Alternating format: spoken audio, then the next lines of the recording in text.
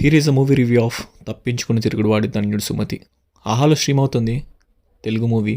తప్పించుకొని తిరిగిన వాడు ధన్యుడు సుమతి కాదు, సినిమా చూడని వాడు ధన్యుడు సుమతి అనమాట. అంత రాడ్ రంబోలా మూవీ. గంటన్నర ఉంది కానీ గంటన్నర కూడా టైం వేస్టే. షార్ట్ ఫిల్మ్కి తక్కువ, సినిమాకి ఎక్కువ అనేటట్టు ఉందనమాట. సరే ప్రియదర్శిని ఉన్నాడు కదా అని మూవీ స్టార్ట్ చేశాను, కానీ రాడ్ పరమ చెత్త సినిమా అనమాట. సో స్టోరీ లైన్కి వస్తే ఒక చిన్న రాబరీ జరుగుతుంది.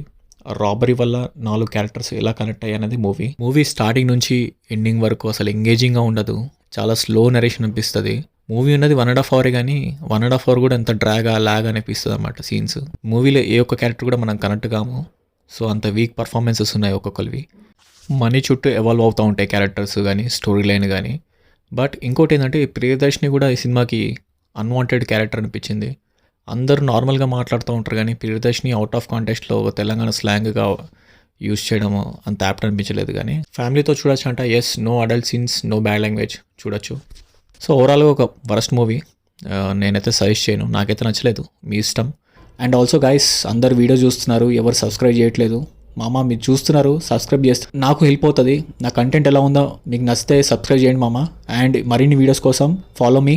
And that's all guys, thank you.